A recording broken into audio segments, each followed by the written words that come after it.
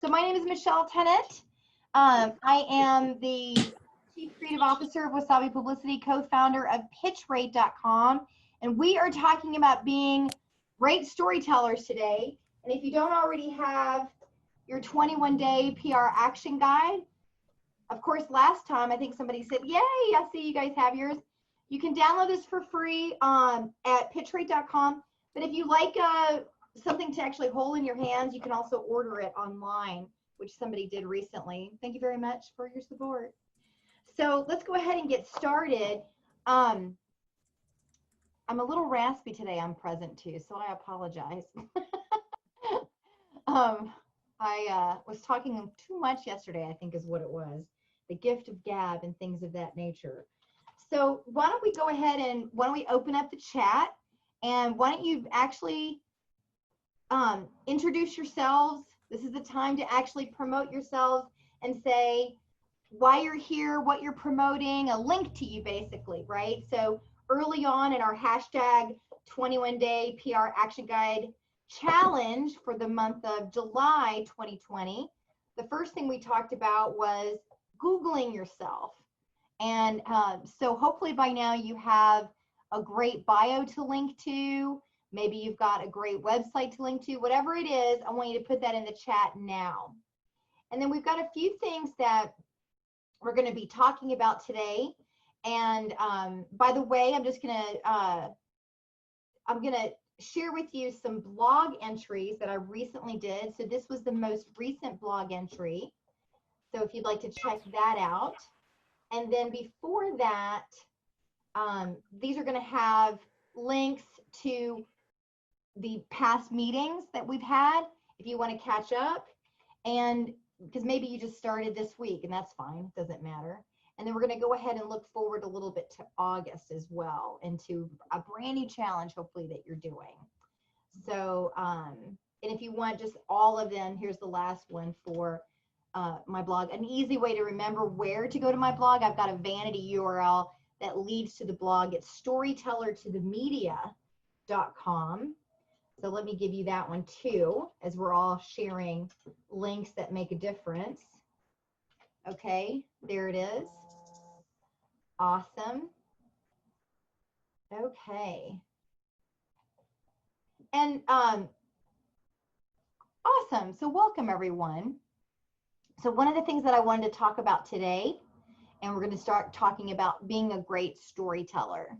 So there's a story in the PR Action Guide about a storyteller in ancient times who was going to be killed, but the way that she kept her life intact was by telling great stories. And so if you get a chance, go ahead and check that out. But I want to talk about the elements of telling a great story. Normally what we got in the feedback last time is that we were going to that they wanted me to do a lesson before we broke into little segments. But actually what I want to do with this, before I give you the lesson, I want to actually get you guys talking about what you think makes up a great story, and think about those times that you've maybe been around a campfire or a dinner table and you were really taken by somebody's story. What were the elements, or maybe even a great movie or something that really caught your attention? What were those elements that had you stay involved in that narrative? So Hannah, we're going to go ahead and just kind of break and talk a little bit about elements of great storytelling. So we'll be back in just a few minutes. So join your group and then just talk about the great things that make up a story. And then we'll come back together. So give me some insight. Let's just everybody unmute yourselves so that we can just talk freely as like a group, like a little meeting, like we are. What are some elements that your group talked about with great storytelling? We talked about visuals. Marie had a question specifically about her branding where she recycles clothing. And one of the things that I brought up was just, it's got to be visual, right? It's got to stimulate the senses. So what else? It's funny, Rick and I didn't. Oh, sorry. Rick first and then Brenda. Okay, I was saying that frequently it involves humor, but not all the time. But it does. Let's just say it has to touch your heart somehow. You know, like I do a lot of work for Make-A-Wish, And when I'm telling those stories to fundraisers or to other families or whatever, if I'm not touching their heart, if they're not getting choked up, and it sounds, I'm not trying to be crass, but it is a serious thing that really, if you're not getting a reaction from the audience, you're telling the wrong story, you know? But we also have those people that, you know, you go out with and they had the coolest thing happen and they just don't know how to tell it. So somebody always steps over them because they're funnier and they know the right parts to emphasize. It makes me think of my favorite substitute teacher in high school. He was so funny, right? And every time he showed up, he was hilarious and we would just listen to him. We would do whatever he wanted because he was funny, right? Yeah. Very great humor. Yeah, Brenda? Yeah, it's funny that the first thing you said was visuals, because Megan and I didn't come up with that until after we were done with everything else. And then we went, oh, wait, it has to be visual. So we started with, you know, a great hook. And then Megan just would really shared that it has to do with, you know, dramatic. You can't sit there and be monolithic anything in your tone, in your writing. What do you mean, like this? Dramatic like this? Yes.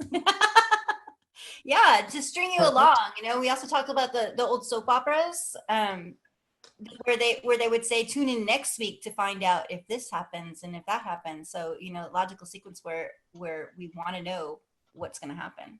That's pretty good. What you talked about are teasers.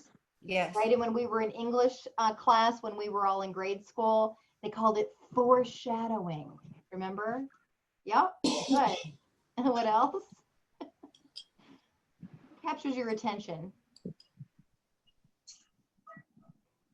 And don't worry, Jim does have our attention. Last week he told us that he looks straight, but we can only see his profile. I know it looks like he's talking to somebody else, but he's actually listening to us. Yes. Yeah, I have a big monitor over here, but my laptop is actually over here. So let's add to the storytelling eye contact.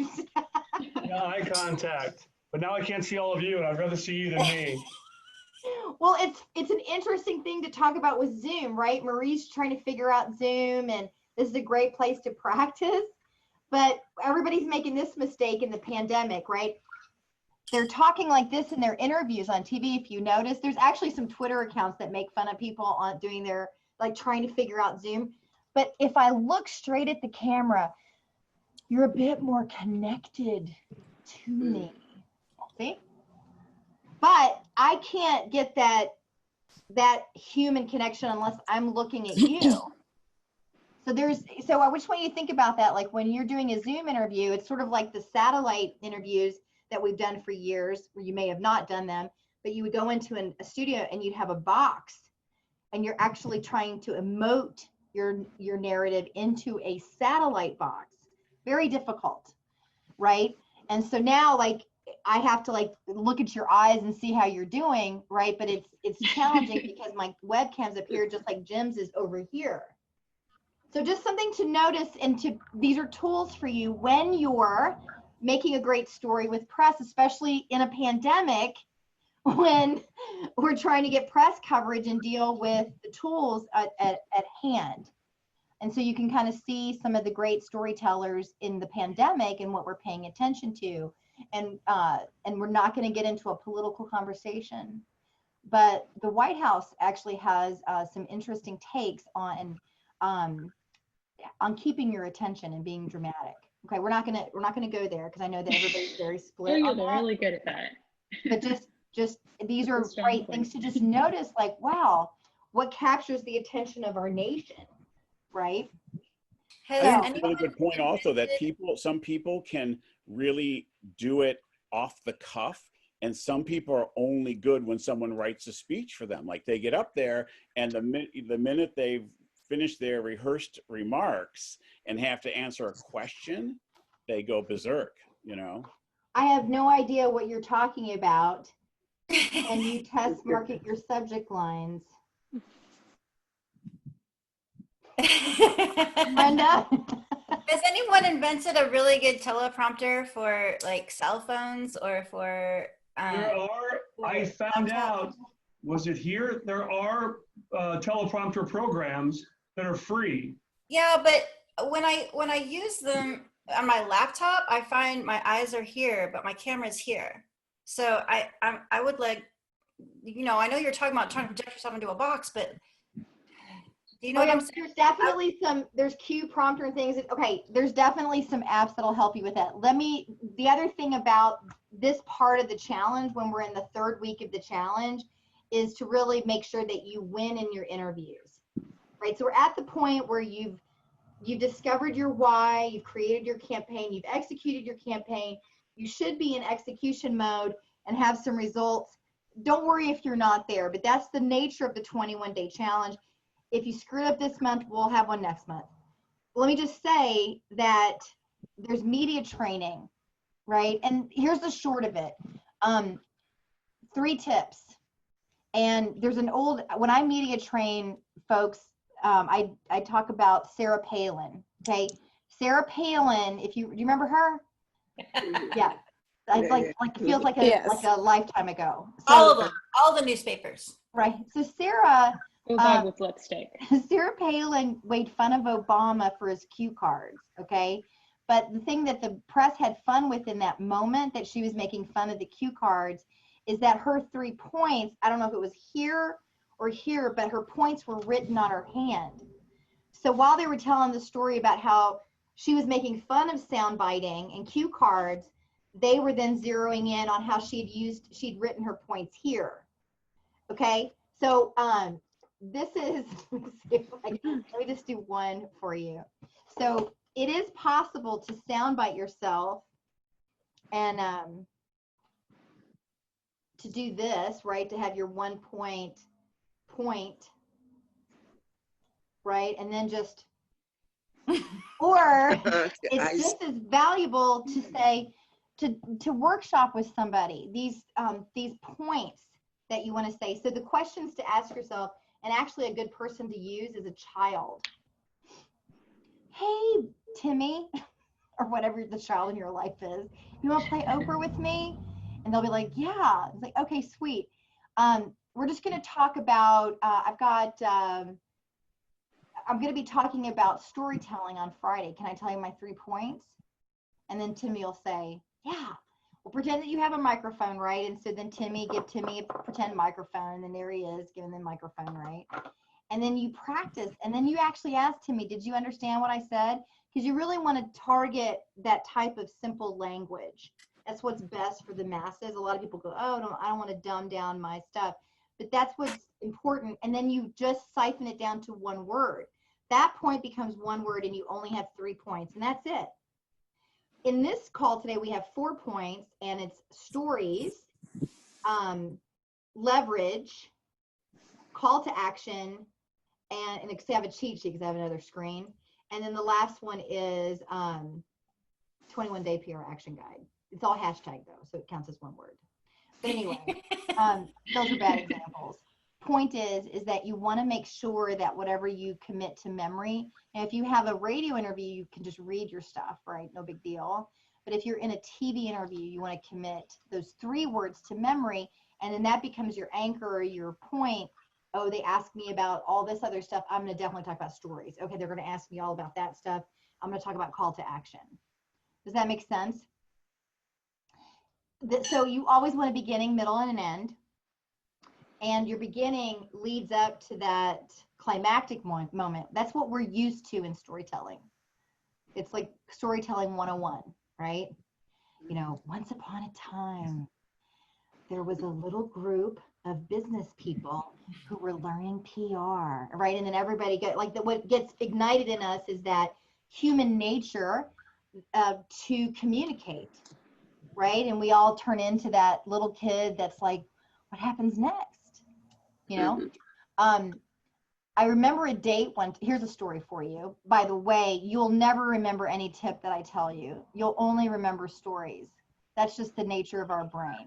That's my master's degree in human development. All those years and all that money, there you go. I finally used it, right? But you'll remember this story. Okay, here you go. Great stories. So I'm on a date. It was in Louisville, Kentucky. The guy was a DJ for the local NPR station. Okay. I wonder if I could find his name for you. And I think I'm still connected with him on Facebook. Anyway, he's in Austin, Texas now. He was a cartoonist later. We'll see if I remember his name while we're talking. So anyway, it's at night. He did like the alternative music part of that NPR station, right? That was downtown with the library and whatever. And I went to the station for the date, and it was very exciting, you know. And then afterward, it was a Saturday night. We were in his car in the front seat, and it was time for the first kiss. And I don't normally get nervous, but I was super nervous kissing him. And I would not take the first move. I'm a pretty aggressive person, but I wouldn't take the first move with him. And he was also like, the tension was terrible between us. Okay. And we were just sitting there. I was probably, let me think about how old I was. It was probably 19, 20. He's the same age. And so how he started to smooth move, right? You all can use this tonight with your lover, right? So he goes, once upon a time, there were two people sitting in a car, and they thought it was time to kiss, but they weren't really sure. And then the boy leaned over on the girl and planted one, and then he kissed me, right? Now that, I never forgot that. And that, because the storytelling element, right? And then he kissed me, and then he leaned back, you know, climactic moment, the end. And then he goes, there you go, the end. And the kiss was very good, or something like that, right? But that's really great storytelling, right? That's something that when you can, because you all have that memory, right? We can elicit that emotion and that feeling. We've all, hopefully, if you're in this group and you haven't been kissed, you got to send me an email, and we will get you. We've got one client, that's what she does for a living, and she's a matchmaker. We'll get you connected with Kaylin, right, Hannah? Just make a note. If anybody's on this call and hasn't been kissed, I want to know. We're going to right that wrong for you, even in the pandemic, okay? I like to matchmake. If you haven't figured that out, I do. So if you're like a broken heart, we need to fix that. Okay. So questions about stories. Or stories you want to tell about your kiss. Funny kiss stories. Because Lord knows it's Friday and we need a joke, right? Oh, Georgina's got one brewing. She's like, I can see her eyes like. I need practice. This is my first time joining. And I'm actually writing, so I didn't get the like oral communication part down. So you're a writer more than you are. Yeah. I'm a writer, yeah. It's a little different, right? And so then it's important to. I don't know. That was going to be my question. Yeah, written story versus oral story. And that's, by the way, let's go back to our press kits. So if you go to, we've got in our search press kits, let me get that. I'll do that, Hannah. I got it. Let me just, can I still share? Yes, I can. So if you look, let's just go here. One of the, in your press materials, you want, look, a byline would be a print bio, but then your broadcast bio, and it's important to share this with the press so that they win when they mention you. They're not always going to use what you give them, but it's something, it's like a little cheat sheet on how to introduce you and then begin your storytelling. Okay. Well, let's talk about leveraging interviews, byline articles, and social media mentions. So does anybody have a link that they can share with us that we can talk about? This is a time to brag now about the hard work you've been doing with the media.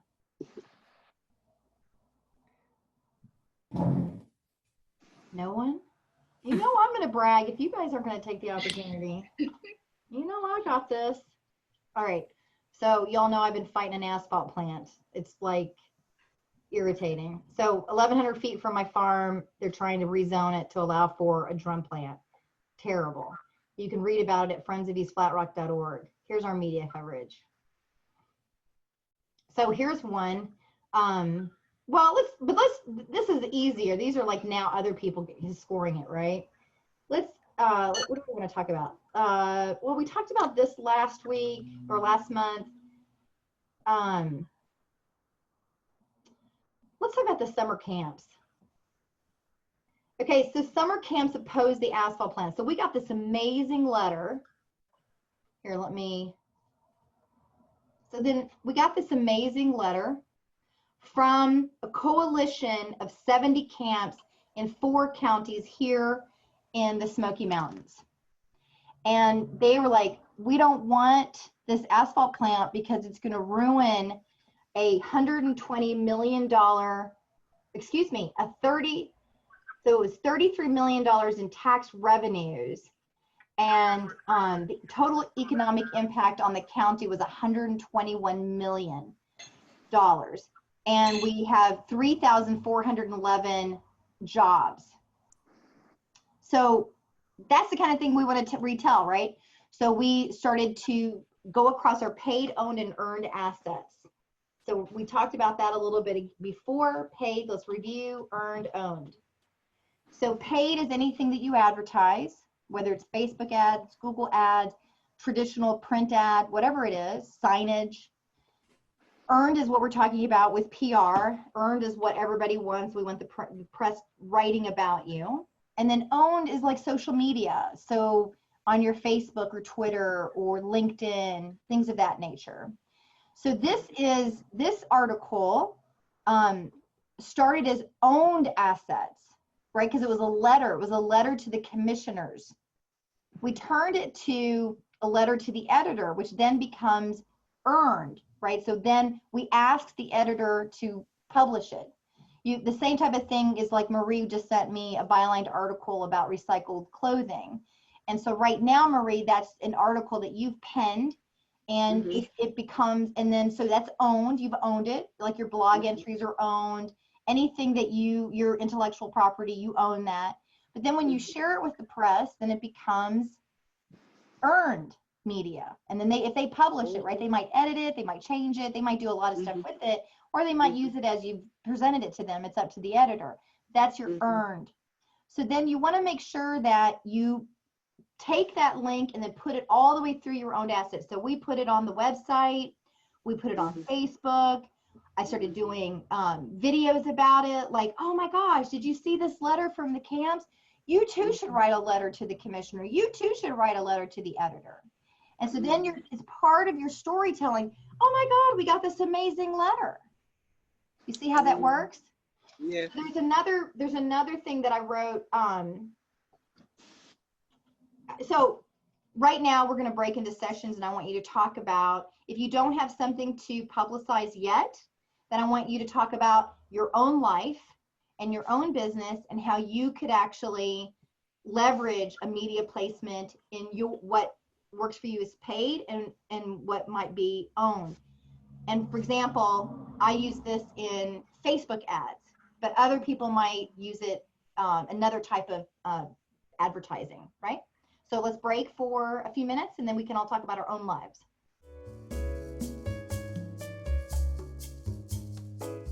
Marie and I were talking about is actually contacting a magazine and then asking them if they've got, so she's in New York, so we focused in on Natural Awakenings magazine, and we hit the contact us button, and then you would contact the editor to say, do they accept bylined articles?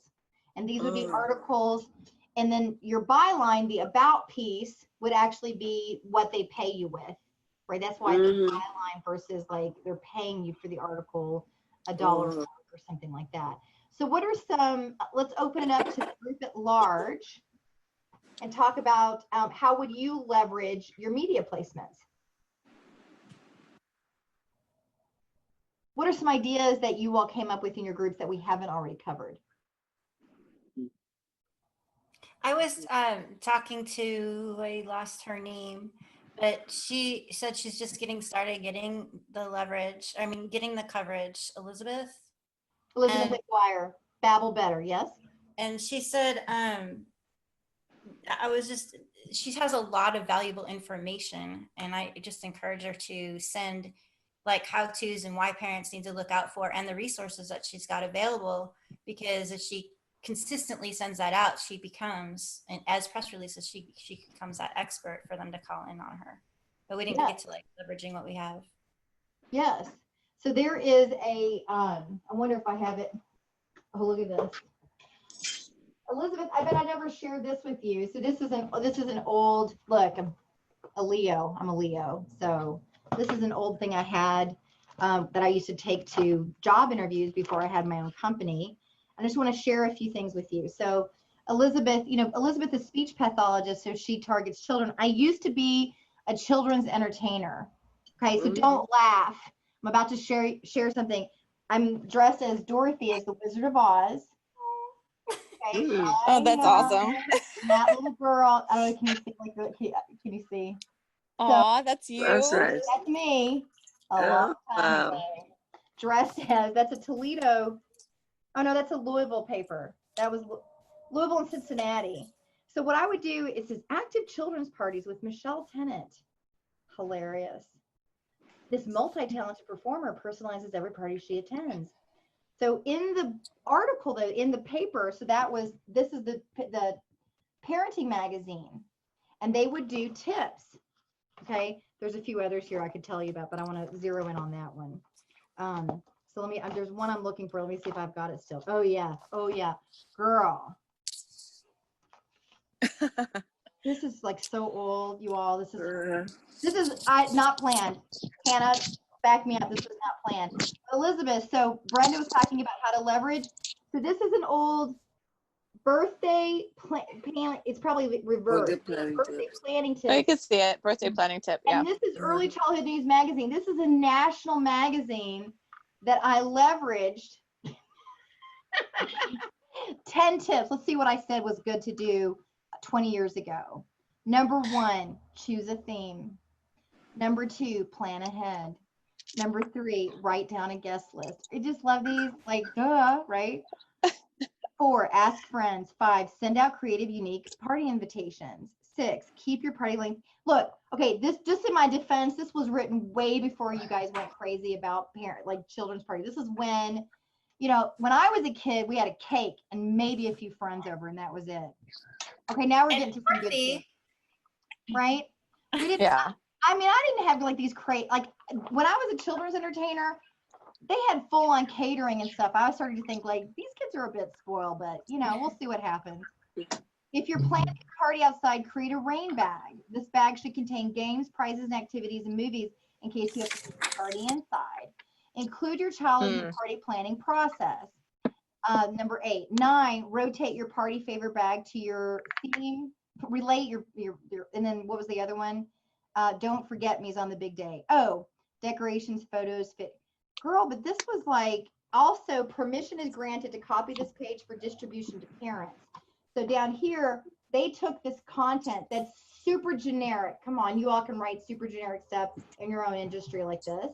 And then it was given to parents as a cutout. So basically, it was Early Childhood News that targeted teachers, that this was a parental giveaway, right? They would copy and then put in your Wednesday folders or whatnot. Elizabeth, that's for you. Okay. Okay. Yeah, you never showed that to me before. Never showed you that before? No. That's hilarious. Elizabeth's been around with Wasabi Publicity for a long time. Those of you that are running marathons, none of us right now, maybe Hannah is, but I also used I leveraged this for fundraising. So this was the Cincinnati Enquirer. This is the little boy that I ran a marathon for. His name is Joey. He's now an adult. He kicked leukemia and he's doing great. But this is the whole story about, we live in the same neighborhood and I was running for him, hometown hero type stuff. And I leveraged it to raise money for the Leukemia Society. So that's leveraging PR. So let's talk about our call to action. So let's think back to the beginning of July and your call to action, and what you want to do when you're evaluating results is, did your call to action, was it forwarded? So let's use, again, Friends of East Flower, since we've been gifted this example to teach PR, okay? So lovely, this asphalt plant. So here's the thing that's interesting about the asphalt plant that I want to share, is that people get unfocused quickly. I've got 9,000 people united in my little rural community, and they're like up in arms about this and about that. But the bottom line is the commissioners are going to vote. So the big why is the influence of those commissioners. So when I evaluate results in our meetings with all the neighbors, I look to see these results. Do these impact the commissioners, right? For sure, the historic group, right?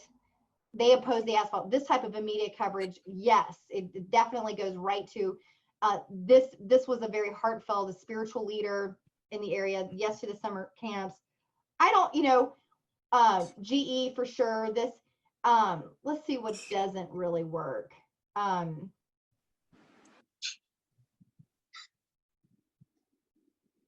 think that the one that kind of got away, which we all kind of now talk about, but my lawyer says, I don't know, is the one about signs that are being stolen. So there was one here that I don't even see it here. There was a TV interview that said the signs, here, signs opposed to plant being destroyed. Now, the only way this is really apropos is it actually keeps us in the conversation because the next meeting is August 20th, right? But it's a little cursory, right? One might argue this is a waste of time. Our lawyer says, listen, in this particular case, we can use this as character analysis when we get in front of the commissioners, but it's a little like, it's not the focus of what we're after. It's just kind of a cursory thing. And to keep that focus that it's a cursory thing, then helps us focus on the results that actually make a difference. So when you're looking and evaluating a PR campaign, you got to look at what was the original why that you wrote down in the beginning of your 21-day challenge. And so right now we're going to break into groups, and I want you to evaluate your why, or if you're like, I didn't write a why, or I'm brand new or whatever, then just talk about the why of your PR right now anyway. Okay, so we're going to break into a small group. I got Elizabeth, just as luck would have it. So we started to talk a little bit about your why and call to action, right? She's a speech pathologist, and she wasn't quite sure. She's like, I don't have my video. She doesn't have all of her courses and her products, but she does have teletherapy services. I said, just focus on that. And she's like, I don't know what to write or what to leverage and that kind of thing.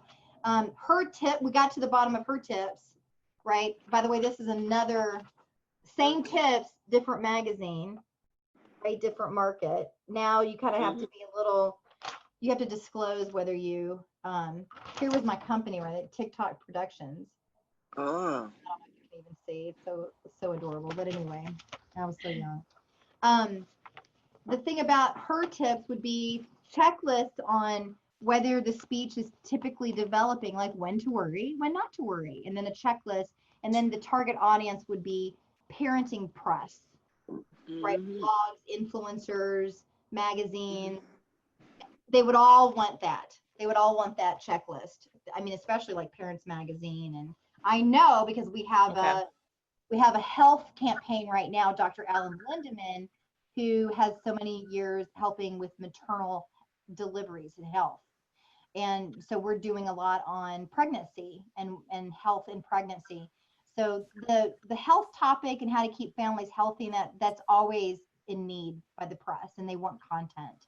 So what else did we find out about our results? So I wanted to bring that example because Elizabeth, she's like, I don't have my videos yet. I don't know what to sell. Sell what brings dollars in the door today, right? While you're developing your online courses, your videos and everything, whatnot, don't worry about it. At the very least, you can sell some Zoom sessions with some clients, right? What are some other examples that you all talked about in your calls to action and evaluating your whys? Well, Michelle, I'm a numbers gal, and to me, like when you're on television, you're trying to make a sale. That's kind of a big leap. So I'm more about offering them info in exchange for an email so that you can continue that relationship from there. Yeah, because what you're pointing to is when you're doing earned editorial on TV, it's information for the public. It's not a sale, right? Yeah. We all say, oh, I want PR for sales, but the best place for sales is an advertisement, like a click through on, when we've all done the clickbait, and then purchased, literally before our call, these beautiful masks, and I really don't have any cute masks. Everybody's wearing all these cute masks. I got a few cute masks, and I did do a click through from. And how many times did you have to see cute masks before you made a purchase? Probably in my case, it was probably, every day since March 17th, and I still haven't purchased them for To myself. me, it's more like I've been using the bandanas in my paint masks. So I can't be on, I'm not going to be on the television 20 times in a row. So to me, it's more like go to my website, not just buy my book. Buy my book is great, but if you have something you want more like, hey, take the quiz, or grab this, you can go to this website and I'll send you this information for free. And then you can market to them to your heart's content until they hit the unsubscribe button. Yeah, and let's just do, Brenda, tell us about your book so that I can just use a better example for you. Oh, it's not, I was talking to Jim about his, is it Jim? I was talking to somebody about his book. Yeah. Let's just do an example. So yeah, Jim has a book on Amazon. He said he's re-releasing, and he wanted people to get into the book. And then we talked about his results. He said he had 5,000 downloads when it first came out, but didn't have a lot coming. I hope it's okay to share all that, Jim. Yeah, well, Jim, actually the last session, Jim talked a little bit about his financial book, and we have a financial campaign right now with Stephanie McCara, and literally within the first week of her campaign, we had Real Simple Magazine. They used her as a financial judge for family products, financial products. And since then she's gotten a ton, but basically what she was doing is how to teach children financial socialization. So in the pandemic, it was the perfect opportunity to teach your child at home about financial matters. And so then the topic of interviews became the 3 steps that you can do at home to teach your child financial socialization. Of course, if you don't have a child's tie-in around the finances, you can also do something like, Jim, you could, we all, let's say, I know everybody here prepared 6 months of savings for a catastrophe like this, right? None of us are guilty of not having squirreled away cash. Let's say that we didn't do that, and you had the solution on how to get through the pandemic now that everybody's broke, right? That would be something that every single press venue that you talk to, they'd want to know, well, what are you going to say about that that's fresh that we haven't talked about yet? We are a little concerned that Brenda is still alive. You okay? Your screen went black. Yeah. I just want to make sure you're okay. All right, okay. I had to black out. My computer's about to, it was gonna go out of battery, so I had to move through my house. Oh, okay. Got it. It's fine if you wanted to just change your outfit. You didn't want us to see. I love you, Michelle. This is unfortunately, you got lost in my email. This is my very first experience with you, and I'm in love. Like, oh, good. Wow. Yay, Brenda. Well, it's Friday. We got to have fun. I promise I won't start the wine until 5. This is all new. So completely sober. Okay. But you said that the point of that last meeting was to find out about the results, and he was disappointed because he didn't get more business from those results. But we had to talk about making his offer to get people on his list a little bit sexier.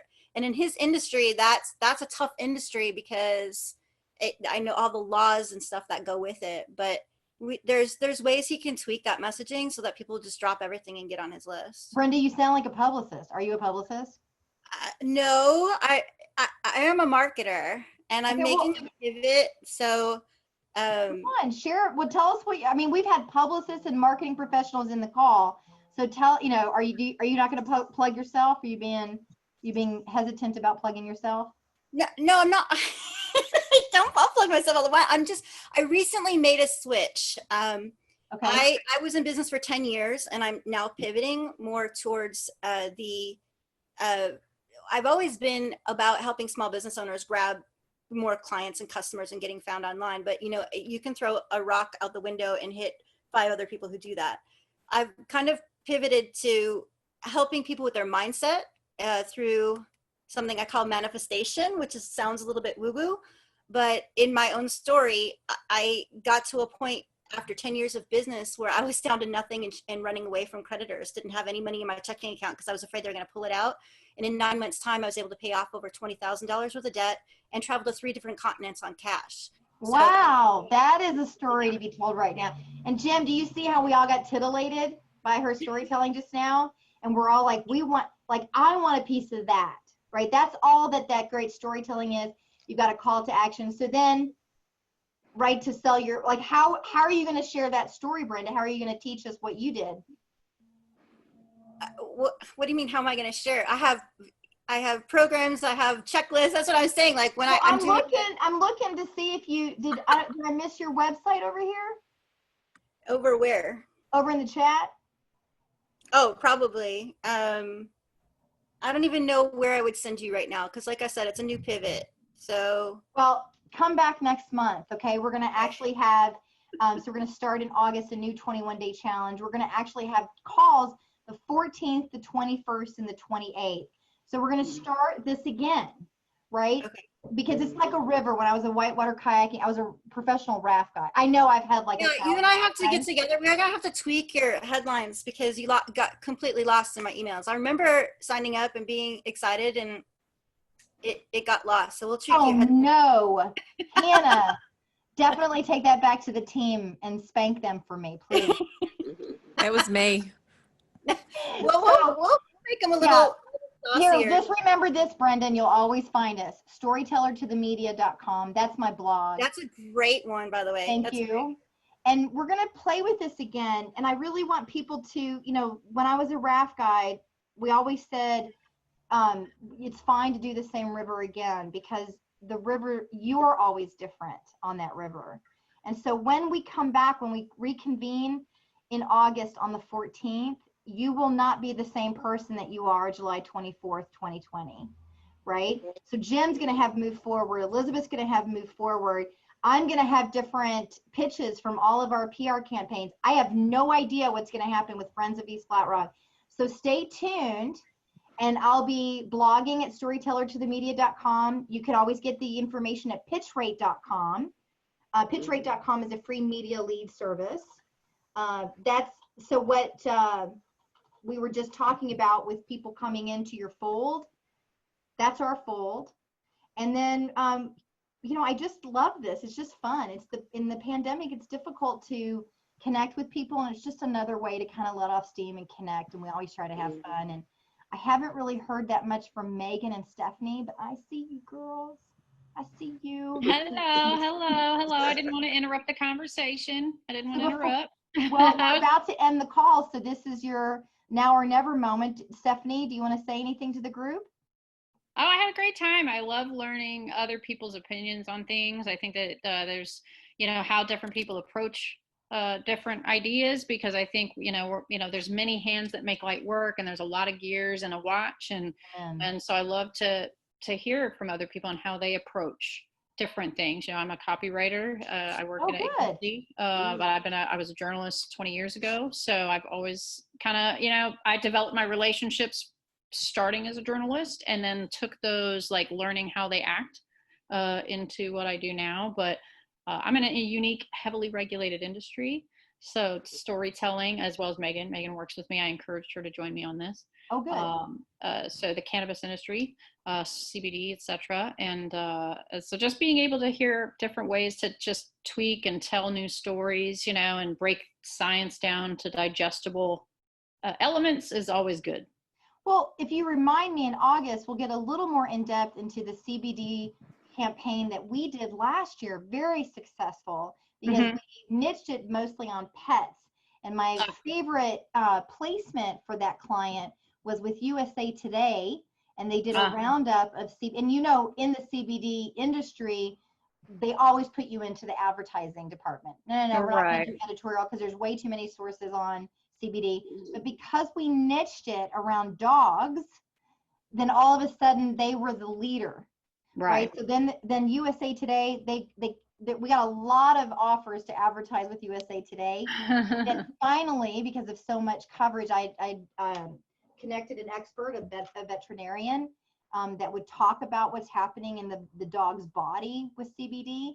That's what got us that main coverage for free.